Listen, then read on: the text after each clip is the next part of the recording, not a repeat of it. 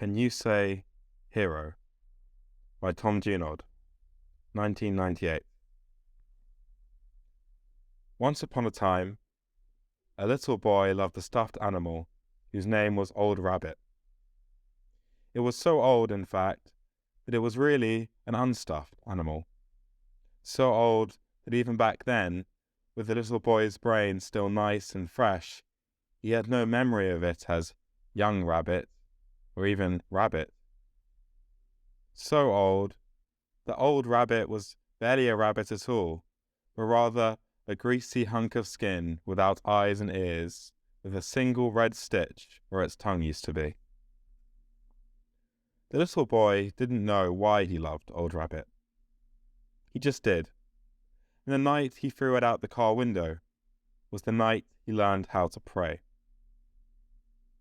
He would grow up to become a great prayer, this little boy, but only intermittently, only fitfully, praying only when fear and desperation drove him to it. And the night he threw Old Rabbit into the darkness was the night that set the pattern, the night that taught him how. He prayed for Old Rabbit's safe return. And when, hours later, his mother and father came home with the filthy, precious strip of rabbity roadkill, he learned not only that prayers are sometimes answered, but also the kind of severe effort they entail, the kind of endless, frantic summoning. And so, when he threw Old Rabbit out the car window the next time, it was gone for good. You were a child once, too. That's what Mr. Rogers said. That's what he wrote down, once upon a time, for the doctors. The doctors were ophthalmologists. An ophthalmologist is a doctor who takes care of the eyes. Sometimes, ophthalmologists have to take care of the eyes of children, and some children get very scared, because children know that their world disappears when their eyes close, and they can be afraid that the ophthalmologists will make their eyes close forever. The ophthalmologists did not want to scare children, so they asked Mr. Rogers for help. And Mr. Rogers agreed to write a chapter for a book the ophthalmologists were putting together, a chapter about what other ophthalmologists could do to calm the children who came to their offices. Because Mr. Rogers is such a busy man, however, he could not write the chapter himself, and he asked a woman who worked for him to write it instead. She worked very hard at writing the chapter, until one day she showed what she had written to Mr. Rogers, who read it and crossed it all out, and wrote a sentence addressed directly to the doctors who would be reading it. You were a child once, too. And that's how the chapter began.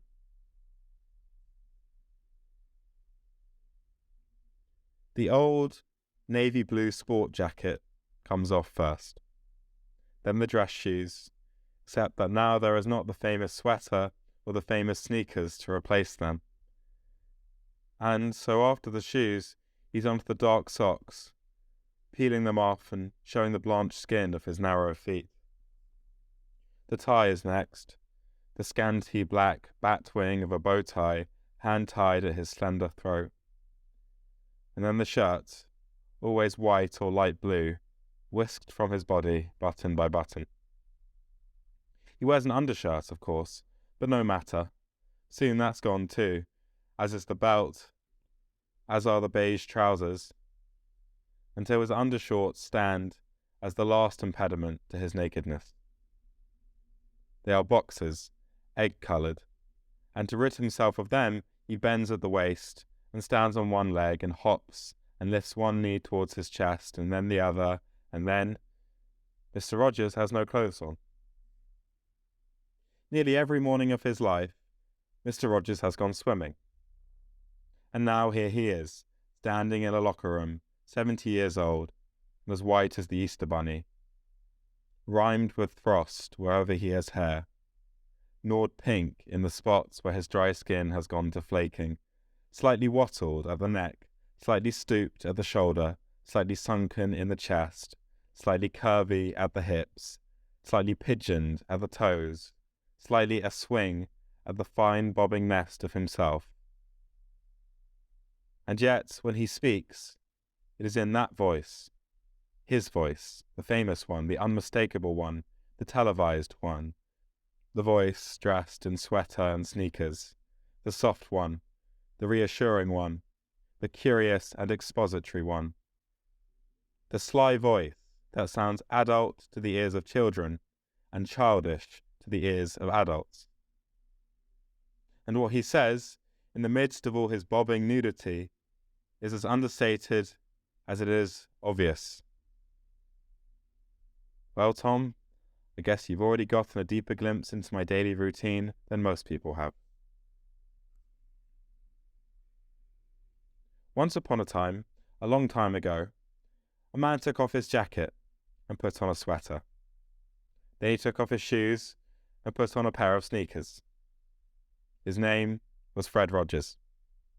He was starting a television program aimed at children called Mr. Rogers' Neighborhood. He had been on television before, but only as the voices and movements of puppets on a program called The Children's Corner. Now he was stepping in front of the camera as Mr. Rogers, and he wanted to do things right. And whatever he did right, he wanted to repeat. And so, once upon a time, Fred Rogers took off his jacket and put on a sweater his mother had made him, a cardigan with a zipper. Then he took off his shoes and put on a pair of navy blue canvas boating sneakers. He did the same thing the next day, and then the next, until he had done the same things, those things, 865 times, at the beginning of 865 television programs, over a span of 31 years. The first time I met Mr. Rogers, he told me a story of how deeply his simple gestures had been felt and received. He had just come back from visiting Coco, the gorilla who has learned, or who has been taught, American Sign Language. Coco watches television. Coco watches Mr. Rogers' Neighborhood. And when Mr. Rogers, in his sweater and sneakers, entered the place where she lives, Coco immediately folded him in her long black arms, as though he were a child. And then, "She took my shoes off, Tom," Mr. Rogers said. Coco was much bigger than Mr. Rogers. She weighed 280 pounds, and Mr. Rogers weighed 143. Coco weighed 280 pounds because she is a gorilla, and Mr. Rogers weighed 143 pounds because he has weighed 143 pounds as long as he has been Mr. Rogers. Because once upon a time, around 31 years ago, Mr. Rogers stepped on a scale, and the scale told him that Mr. Rogers weighs 143 pounds. No, not that he weighed 143 pounds, but that he weighs 143 pounds. And so, every day, Mr. Rogers refuses to do anything that would make his weight change. He neither drinks, nor smokes, nor eats flesh of any kind, nor goes to bed late at night, nor sleeps late in the morning, nor even watches television. And every morning, when he swims, he steps on a scale in his bathing suit, and his bathing cap and his goggles, and the scale tells him that he weighs 143 pounds. This has happened so many times that Mr. Rogers has come to see that number as a gift, as a destiny fulfilled, because, as he says, the number 143 means I love you. It takes 1 letter to say I, and 4 letters to say love, and 3 letters to say you. 143. I love you. Isn't that wonderful? The first time I called Mr. Rogers on the telephone, I woke him up from his nap. He takes a nap every day in the late afternoon, just as he wakes up every morning at 5:30 to read and study and write and pray for the legions who have requested his prayers. just as he goes to bed at 9:30 at night and sleeps 8 hours without interruption. On this afternoon, the end of a hot yellow day in New York City, he was very tired, and when I asked if I could go to his apartment and see him, he paused for a moment and said shyly, "Well, Tom, I'm in my bathrobe if you don't mind." I told him I didn't mind, and when, 5 minutes later, I took the elevator to his floor, well, sure enough, there was Mr. Rogers, silver-haired, standing in the golden door at the end of the hallway, and wearing eyeglasses and suede moccasins with rawhide laces, and a flimsy old blue and yellow bathrobe that revealed whatever part of his skinny white calves his dark blue dress socks didn't hide. "Welcome, Tom," he said with a slight bow, and bade me follow him inside, where he lay down, no, stretched out, as though he had known me all his life, on a couch upholstered with gold velveteen. He rested his head on a small pillow and kept his eyes closed, while he explained that he had bought the apartment 30 years before for $11,000 and kept it for whenever he came to New York on business for the neighborhood. I sat in an old armchair and looked around. The place was drab and dim, with the smell of stalled air and a stain of daguerreotype sunlight on its closed, slatted blinds. And Mr. Rogers looked so at home in its gloomy familiarity that I thought he was going to fall back asleep, when suddenly the phone rang, startling him.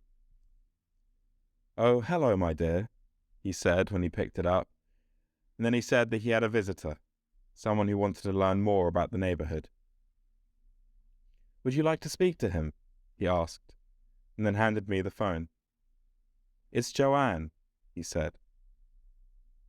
I took the phone and spoke to a woman, his wife, the mother of his 2 sons, whose voice was hearty and almost whooping in its forthrightness, and who spoke to me as though she had known me for a long time and was making the effort to keep up the acquaintance. When I handed him back the phone, he said, "Bye, my dear," and hung up and curled on the couch like a cat, with his bare calves swelled underneath him, and one of his hands gripping his ankle, so that he looked as languorous as an odalisque. There was an energy to him, however, a fearlessness, an unashamed insistence on intimacy. And though I tried to ask him questions about himself, he always turned the questions back on me.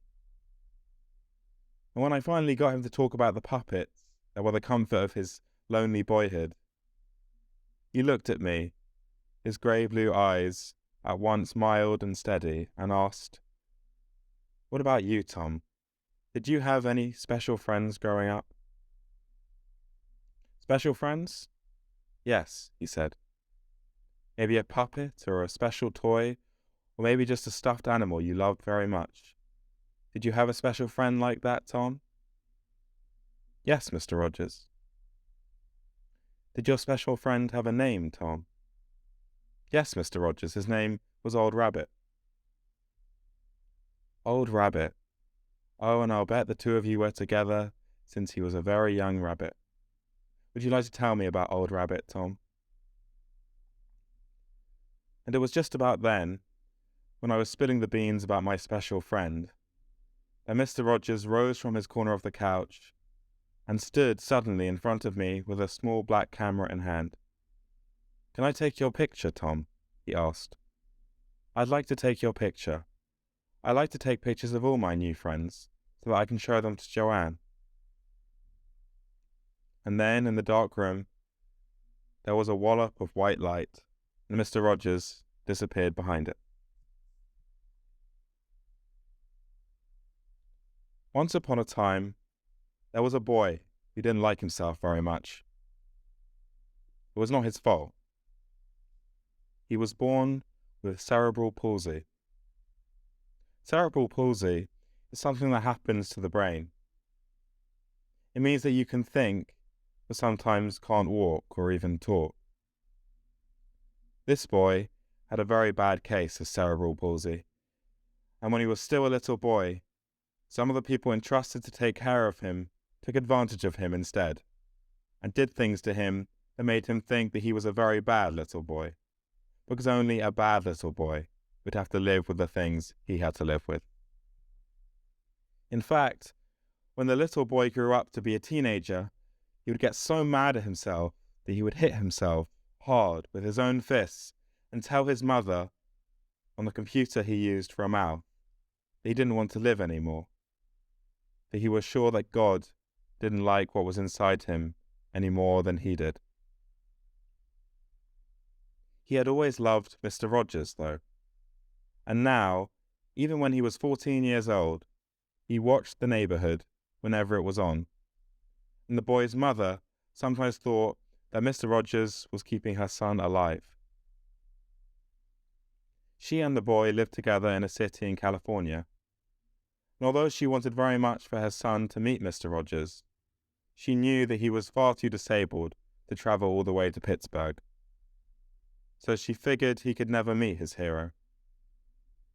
Until one day she learned through a special foundation designed to help children like her son that Mr. Rogers was coming to California, and that after he visited the gorilla named Coco, he was coming to meet her son. At first, the boy was made very nervous by the thought that Mr. Rogers was visiting him.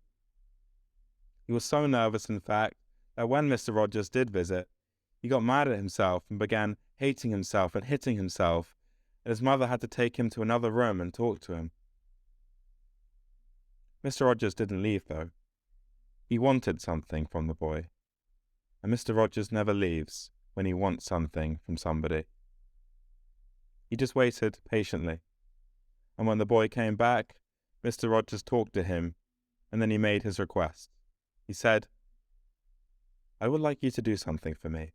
Would you do something for me?" On his computer, the boy answered yes, of course, he would do anything for Mr. Rogers. So then Mr. Rogers said, "I would like you to pray for me. Will you pray for me?" And now the boy didn't know how to respond. He was thunderstruck. Thunderstruck means that you can't talk, because something has happened that's as sudden and as miraculous, and maybe as scary, as a bolt of lightning. And all you can do is listen to the rumble. The boy was thunderstruck because nobody had ever asked him for something like that, ever. The boy had always been prayed for. The boy had always been the object of prayer. And now he's being asked to pray for Mr. Rogers. And although at first he didn't know if he could do it, he said he would. He said he'd try. And ever since then, he keeps Mr. Rogers in his prayers and doesn't talk about wanting to die anymore, because he figures Mr. Rogers is close to God. And if Mr. Rogers likes him, that must mean God likes him too. As for Mr. Rogers himself, well, he doesn't look at the story in the same way that the boy did, or that I did. In fact, when Mr. Rogers first told me the story, I complimented him on being so smart, for knowing that asking the boy for his prayers would make the boy feel better about himself. And Mr. Rogers responded by looking at me at first with puzzlement and then with surprise. "Oh heavens, no, Tom. I didn't ask him for his prayers for him. I asked for me. I asked because I think that anyone who has gone through challenges like that must be very close to God. I asked him because I wanted his intercession." On December the 1st, 1997, oh heck, once upon a time, a boy no longer little told his friends to watch out, that he was going to do something really big the next day at school. And the next day at school, he took his gun and his ammo and his earplugs and shot 8 classmates who had clustered for a prayer meeting. 3 died, and they were still children, almost. The shootings took place in West Paducah, Kentucky, and when Mr. Rogers heard about them, he said, "Oh, wouldn't the world be a different place if he had said, 'I'm going to do something really little tomorrow'?" And he decided to dedicate a week at the neighborhood to the theme Little and Big. He wanted to tell children that what starts out little can sometimes become big. And so they could devote themselves to little dreams without feeling bad about them. But how could Mr. Rogers show little becoming big, and vice versa? That was a challenge. He couldn't just say it, the way he could always just say to children who watch his program that they are special to him, or even sing it, the way he would always sing, "It's you I like," and "Everybody's fancy," and "It's such a good feeling," and "Many ways to say I love you," and "Sometimes people are good." No, he had to show it, he had to demonstrate it. And that's how Mr. Rogers and the people who work for him eventually got the idea of coming to New York City to visit a woman named Maya Lin. Maya Lin is a famous architect. Architects are people who create big things from the little designs they draw on pieces of paper. Most famous architects are famous for creating big, famous buildings. But Maya Lin is more famous for creating big, fancy things for people to look at. And in fact, when Mr. Rogers had gone to her studio the day before, he looked at the pictures she had drawn of the clock that is now on the ceiling of a place in New York called Penn Station. A clock is a machine that tells people what time it is. But as Mr. Rogers sat in the back seat of an old station wagon, hired to take him from his apartment to Penn Station, he worried that Maya Lin's clock might be too fancy, and that the children who watched the neighborhood might not understand it. Mr. Rogers always worries about things like that, because he always worries about children, and when a station wagon stopped in traffic next to a bus stop, he read aloud the advertisement of an airline trying to push its international service. Mr. Rogers said, "That's a strange ad. Most people think of us as a great domestic airline. We hate that." Hate is such a strong word to use so lightly. If they can hate something like that, you wonder how easy it would be for them to hate something more important. He was with his producer, Margie Whitmer. He had makeup on his face and a dollop of black dye combed into his silver hair. He was wearing beige pants, a blue dress shirt, a tie, dark socks, a pair of dark blue boating sneakers, and a purple zippered cardigan. He looked very little in the back seat of the car. Then the car stopped on 34th Street, in front of the escalators leading down to the station. And when the doors opened, "Holy shit, it's Mr. fucking Rogers!" He turned into Mr. fucking Rogers. This was not a bad thing, however, because he was in New York. And in New York, it's not an insult to be called Mr. fucking anything. In fact, it's an honorific. An honorific is what people call you when they respect you. And the moment Mr. Rogers got out of the car, people wouldn't stay the fuck away from him. They respected him so much. Oh, Margie Whitmer tried to keep people away from him. Tried to tell people that if they gave her their names and addresses, Mr. Rogers would send them an autographed picture. But every time she turned around, there was Mr. Rogers putting his arm around someone, or wiping the tears off someone's cheek, or passing around the picture of someone's child, or getting on his knees to talk to a child. Margie couldn't stop them, and she couldn't stop him. "Oh, Mr. Rogers, thank you for my childhood. Oh, Mr. Rogers, you're the father I never had. Oh, Mr. Rogers, would you please just hug me?" After a while, Margie just rolled her eyes and gave up. Because it's always like this with Mr. Rogers. Because the thing that people don't understand about him is that he's greedy for this. Greedy for the grace that people offer him.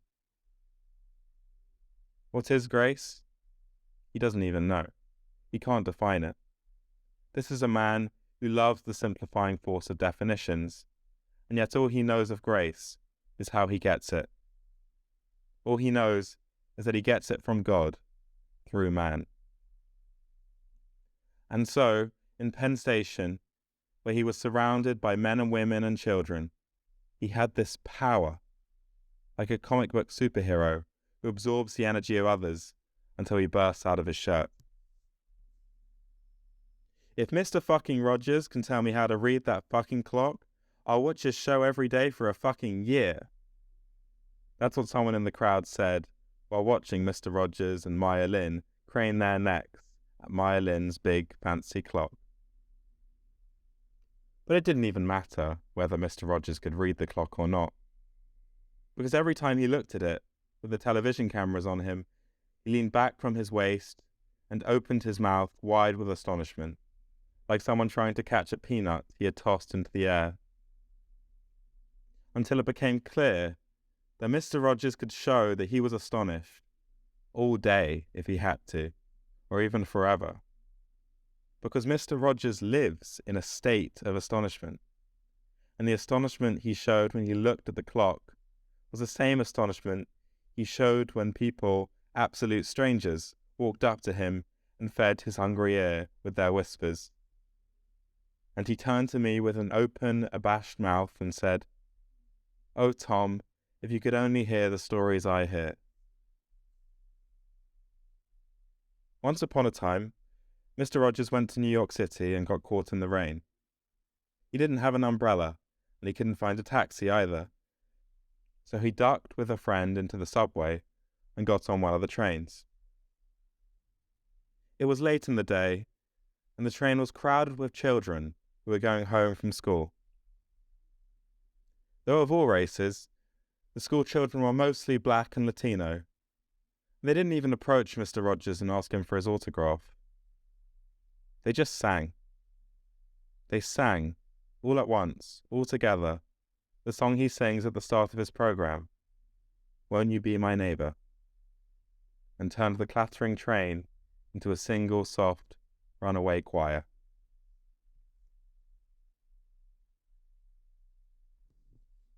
He finds me, of course, at Penn Station. He finds me because that's what Mr. Rogers does. He looks and then he finds. I'm standing against a wall, listening to a bunch of mooks from Long Island discuss the strange word, Harry's, a foreign word, he has written down on each of the autographs he gave them. First mook. He says it's the Greek word for grace. Second mook. Fuck that. What I'm buying is a ticket to the fucking lotto. I just met Mr. Rogers. This is definitely my lucky day. I'm listening to these guys when, from 30 feet away, I notice Mr. Rogers looking around for someone and know immediately that he is looking for me.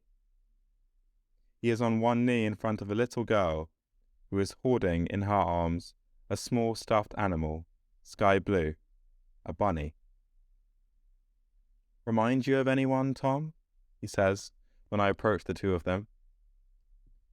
He is not speaking of the little girl. "Yes, Mr. Rogers." "Looks a bit like Old Rabbit, doesn't it, Tom?" "Yes, Mr. Rogers." "I thought so." Then he turns back to the little girl. "This man's name is Tom. When he was your age, he had a rabbit too, and he loved it very much. Its name was Old Rabbit. What is yours named?" The little girl eyes me suspiciously, and then Mr. Rogers. She goes a little knock-kneed, directs her thumb towards her mouth. "Bunny Wunny," she says. "Oh, that's a nice name," Mr. Rogers says, and then goes to the 34th Street escalator to climb it one last time for the cameras. When he reaches the street, He looks right at the lens, as he always does, and says, speaking of the neighborhood, "Let's go back to my place," and then makes a right turn towards 7th Avenue. Except this time, he just keeps going. And suddenly Margie Whitmer is saying, "Where is Fred? Where is Fred?" And Fred, he's 100 yards away, in his sneakers and his purple sweater, and the only thing anyone sees of him is his grey head bobbing up and down amid all the other heads, the hundreds of them, the thousands, the millions, disappearing into the city and its swelter. Once upon a time, a little boy with a big sword went into battle against Mr. Rogers. Or maybe, if the truth be told, Mr. Rogers went into battle against a little boy with a big sword. For Mr. Rogers didn't like the big sword. It was one of those swords that really isn't a sword at all. It was a big plastic contraption with lights and sound effects, and it was the kind of sword used in defense of the universe by the heroes of the television shows the little boy liked to watch. The little boy with the big sword did not watch Mr. Rogers. In fact, the little boy with the big sword didn't know who Mr. Rogers was. And so, when Mr. Rogers knelt down in front of him, the little boy with the big sword looked past him and through him. And when Mr. Rogers said, "Oh my, that's a big sword you have," the boy didn't answer. And finally his mother got embarrassed and said, "Oh honey, come on, that's Mr. Rogers," and felt his head for fever. Of course, she knew who Mr. Rogers was because she had grown up with him, and she knew that he was good for her son. And so now, with her little boy zombie-eyed under his long bangs, she apologized, saying to Mr. Rogers that she knew he was in a rush, and that she knew he was here in Penn Station taping his program, and that her son usually wasn't like this. He was probably just tired. Except that Mr. Rogers wasn't going anywhere. Yes, sure, he was taping, and right there in Penn Station in New York City were rings of other children wiggling in wait for him. But right now, his patient grey eyes were fixed on the little boy with the big sword, and so he stayed there on one knee until the little boy's eyes finally focused on Mr. Rogers, and he said, "It's not a sword, it's a death ray." "A death ray?" "Oh, honey, Mummy knew you could do it." And so now, encouraged, Mummy said, "Do you want to give Mr. Rogers a hug, honey?" But the boy was shaking his head no, and Mr. Rogers was sneaking his face past the big sword and the armour of the little boy's eyes, and whispering something in his ear. Something that, while not changing his mind about the hug, made the little boy look at Mr. Rogers in a new way, with the eyes of a child at last, and nod his head, yes. We were heading back to his apartment in a taxi when I asked him what he had said. "Oh, I just knew that whenever you see a little boy carrying something like that, it means that he wants to show people that he's strong on the outside. I just wanted to let him know that he was strong on the inside, too. And so that's what I told him. I said, 'Do you know that you're strong on the inside, too?' Maybe it was something he needed to hear." He was barely more than a boy himself when he learned what he would be fighting for and fighting against for the rest of his life. He was in college. He was a music major at a small school in Florida and planning to go to seminary upon graduation. His name was Fred Rogers. He came home to Latrobe, Pennsylvania once upon a time, and his parents, because they were wealthy, had bought something new for the corner room of their big red brick house. It was a television. Fred turned it on, and as he says now with plaintive distaste, there were people throwing pies at one another.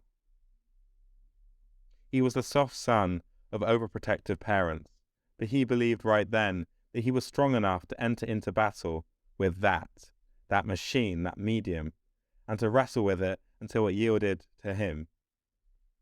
until the ground touched by its blue shadow became hallowed, and this thing called television came to be used, quote, for the broadcasting of grace through the land, close quote. It would not be easy, no.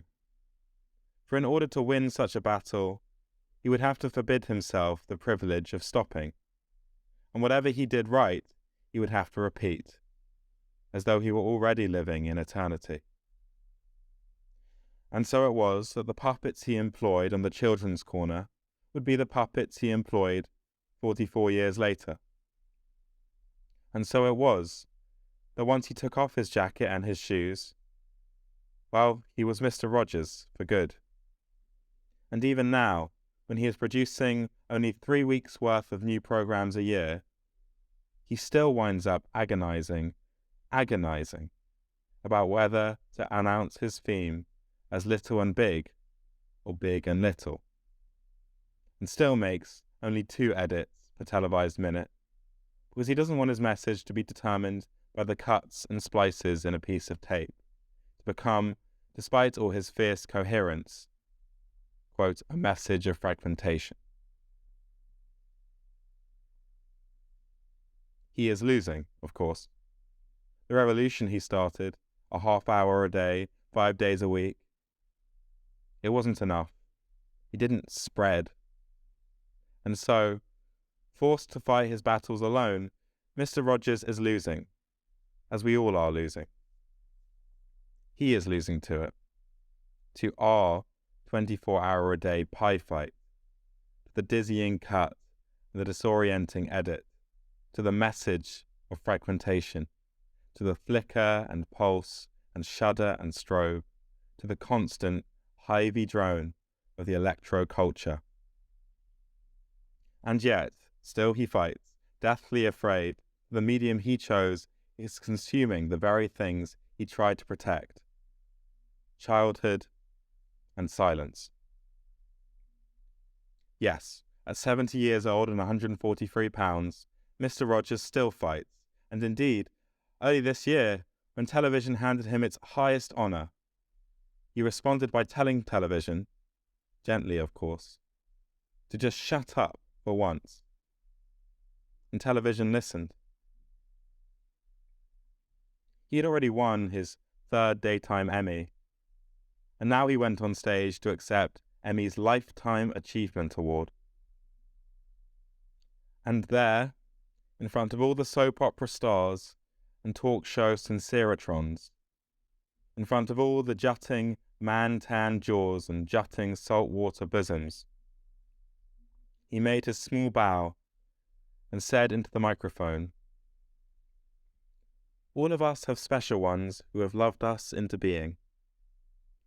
Would you just take, along with me, 10 seconds to think of the people who have helped you become who you are?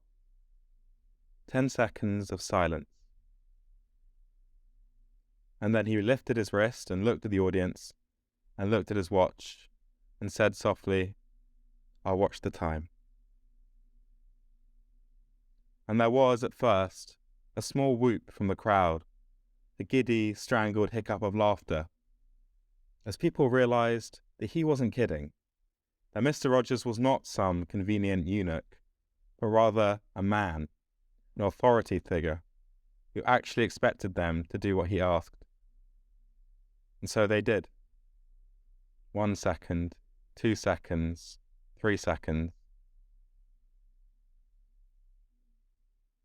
And now the jaws clenched, and the bosoms heaved, and the mascara ran, and the tears fell upon the bebittered gathering, like rain leaking down a crystal chandelier. And Mr. Rogers finally looked up from his watch and said, "May God be with you," to all his vanquished children.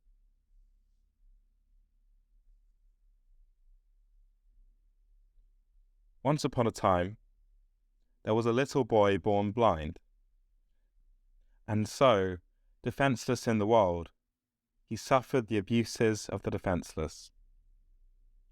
And when he grew up and became a man, he looked back and realized that he'd had no childhood at all, and that if he were ever to have a childhood, he would have to start having it now, in his 40s.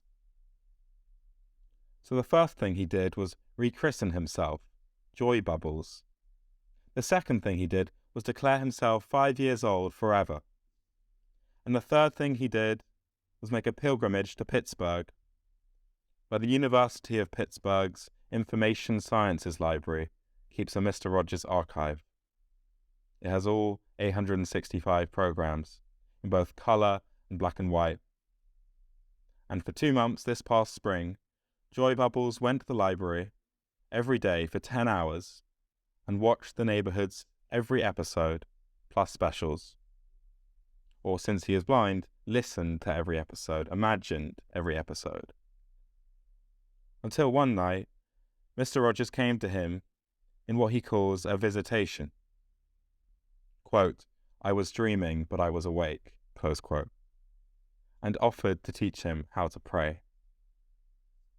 "But Mr. Rogers, I can't pray," Joy Bubbles said, "because every time I try to pray, I forget the words." "I know that," Mr. Rogers said, "and that's why the prayer I'm going to teach you has only 3 words." "What prayer is that, Mr. Rogers? What kind of prayer has only 3 words?" "Thank you, God," Mr. Rogers said. The walls of Mr. Rogers' neighbourhood are light blue and fleeced with clouds. They are tall as the cinder block walls they are designed to hide, and they encompass the neighbourhood's entire stage set, from the flimsy yellow house where Mr. Rogers comes to visit, to the closet where he finds his sweaters, to the neighbourhood of make-believe, where he goes to dream. The blue walls are the ends of the day-lit universe he has made, and yet Mr. Rogers can't see them, or at least can't know them, because he was born blind to colour. He doesn't know the colour of his walls, and one day, when I caught him looking towards his painted skies, I asked him to tell me what colour they are, and he said, "I imagine they're blue, Tom." And he looked at me and smiled. "I imagine they're blue." He has spent 31 years imagining and reimagining those walls, the walls that have both penned him in and set him free. You would think it would be easy by now, being Mr. Rogers. You would think that one morning he would wake up and think, "Okay, all I have to do is be nice for my allotted half hour today, and then I'll just take the rest of the day off."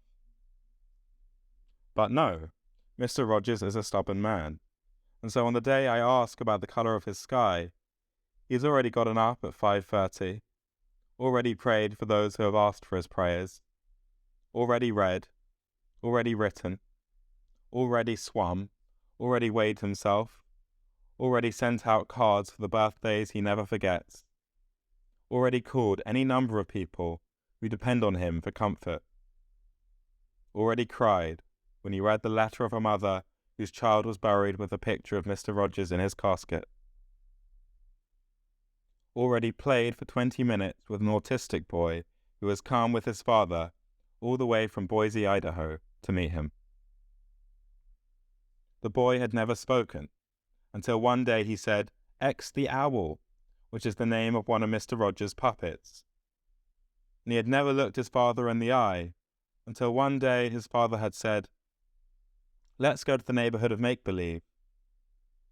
And now the boy is speaking and reading, and the father has come to thank Mr. Rogers for saving his son's life. And by this time, well, it's 9:30 in the morning. Time for Mr. Rogers to take off his jacket and his shoes and put on his sweater and his sneakers and start taping another visit to the neighbourhood. He writes all his own scripts, but on this day, when he receives a visit from Mrs. McFeely and a Springer Spaniel, she says that she has to bring the dog, quote, back to his owner. And Mr. Rogers makes a face. The cameras stop and he says, "I don't like the word owner there. It's not a good word. Let's change it to bring the dog home." And so the change is made and the taping resumes. And this is how it goes all day. A life unfolding within a clasp of unfathomable governance. And once, when I lose sight of him, I ask Margie Whitmer where he is, and she says, right over your shoulder, where he always is. And when I turn around, Mr. Rogers is facing me, child stealthy, with a small black camera in his hand, to take another picture for the album that he will give me when I take my leave of him. Yes, it should be easy being Mr. Rogers.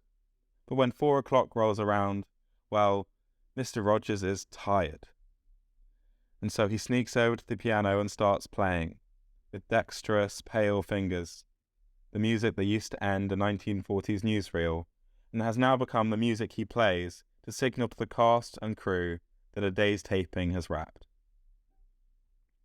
On this day, however, he is premature by a considerable extent, and so Margie, who has been with Mr. Rogers since 1983, because nobody who works for Mr. Rogers ever leaves the neighbourhood, comes running over, papers in hand, and says, "Not so fast there, Buster." "Oh, please, sister," Mr. Rogers says, "I'm done." And now Margie comes up behind him and massages his shoulders. "No, you're not," she says. "Roy Rogers is done. Mr. Rogers still has a ways to go."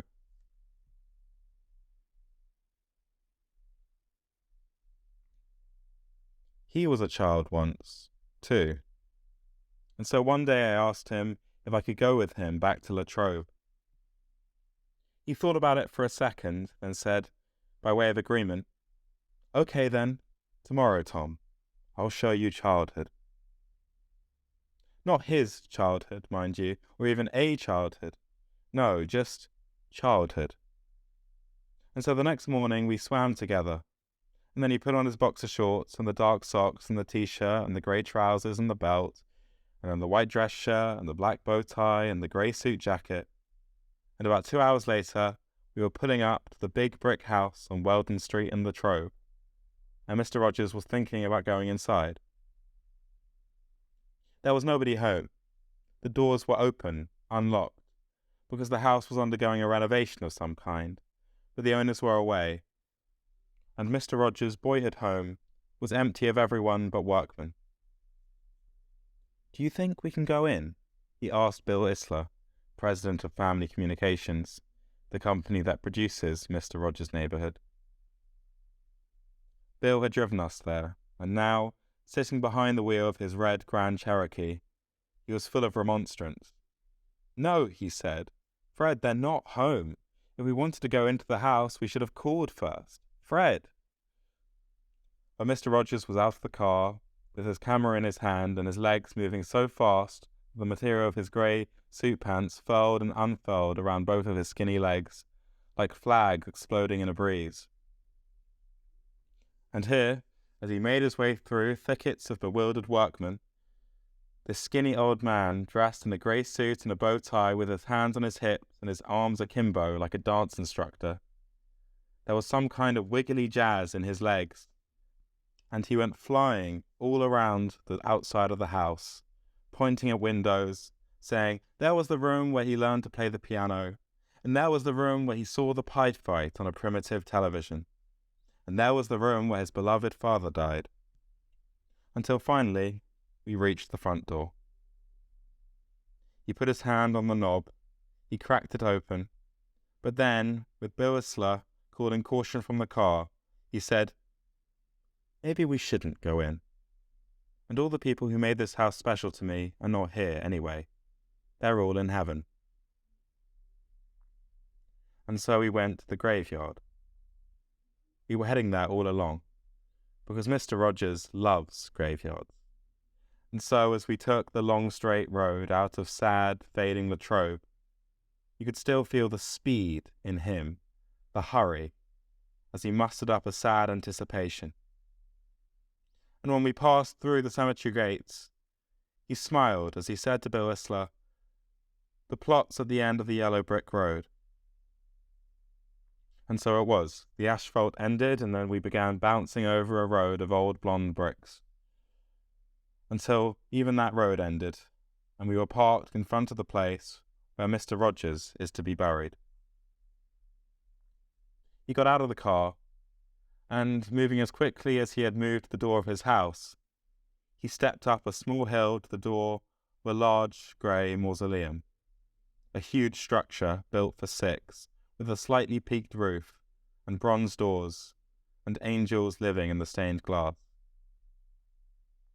He peeked in the window, and in the same voice he uses on television, that voice, at once so patient and so eager, he pointed out each crypt, saying, "There's my father, and there's my mother, and there on the left is my place, and right across will be Joanne."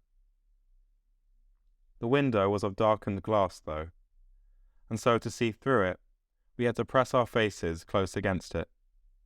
And where the glass had warped away from the frame of the door, where there was a finger-wide crack, Mr. Rogers' voice leaked into his grave and came back to us as a soft, hollow echo. And then he was on the move again, happily, quickly, but he would not leave until he showed me all the places of all those who'd loved him into being.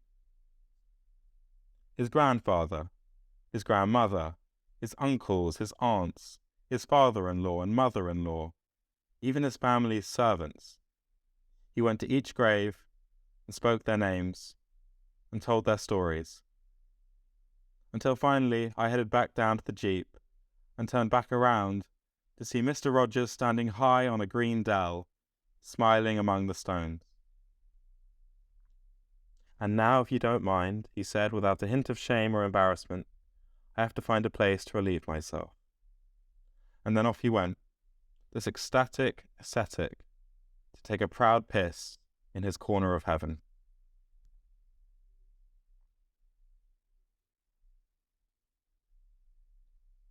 Once upon a time, a man named Fred Rogers decided that he wanted to live in heaven.